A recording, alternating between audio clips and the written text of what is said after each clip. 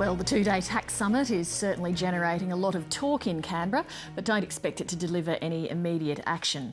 Labor agreed to the event as part of a deal with the independent Rob Oakeshott to form government.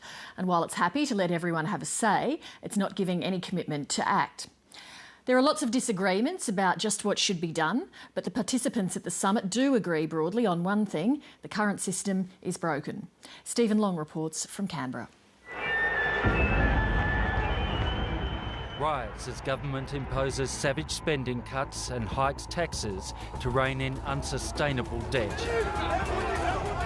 The story of Greece this year. Argentina a decade ago.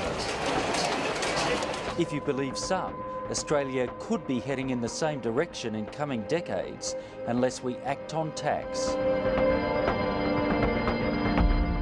When you combine Commonwealth and state expenditure forecasts, we have got a fiscal crisis looming over the next 40 years.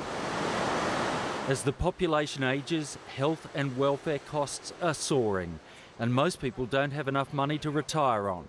Government, business and the welfare sector all say the tax base needs fixing to deal with demography. And everyone says they want tax reform. Tax reform's like world peace. Everyone agrees with it, it's just that the prospects for it are always rather remote. Rival interest groups are split on what reform is. Frankly, business doesn't come to this debate with clean hands. I think it's simply wrong. That's absolute nonsense. And where the revenue burden should fall. Whenever you talk about tax reform, it seems that particularly the business community or some parts of it go to, well, it's all about lowering tax burden on the business side of things. That is not where the real debate needs to lie. Our argument is this: if you're going to protect the social safety net, the best protection is a strong economy, and a strong economy is going to be driven by investment, it's going to be driven by innovation, it's going to be driven by people taking on more workers, and that's going to be driven by lower cost to business, be they company tax, be they reducing some of these inefficient state taxes. So do you think we need to cut business taxes in Australia? I don't see any evidence for it. It's really quite obscene to be talking about tax cuts for the highest income earners in our country, where our poorest people are being neglected.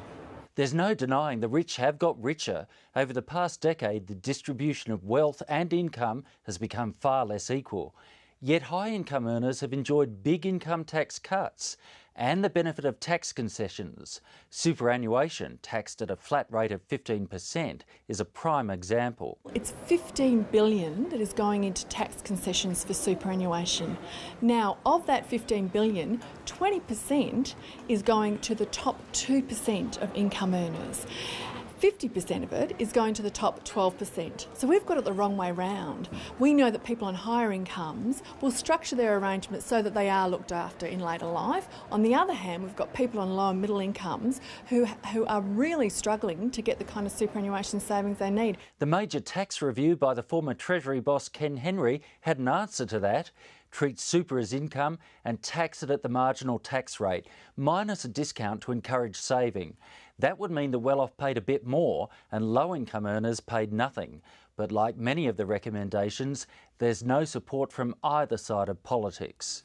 The states don't have enough revenue to pay for health and hospitals. The states are in this awful position, if you look at the vertical fiscal imbalance across the country, where our tax base feels well short of our expenditure responsibility. Yet they're under pressure to get rid of stamp duty and other inefficient taxes. The states came to town with a deal.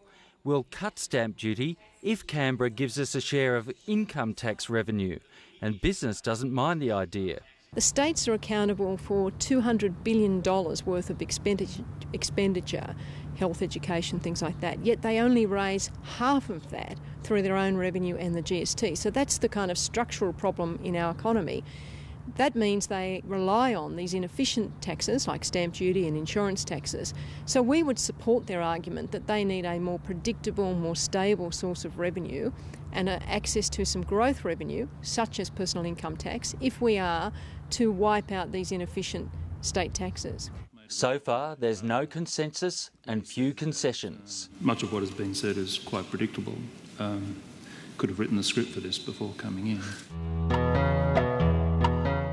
Despite the seriousness of the subject, to some it was more than a bit of a yawn, a forum where everyone gets a say with no guarantee the politicians are listening. And still one day to go.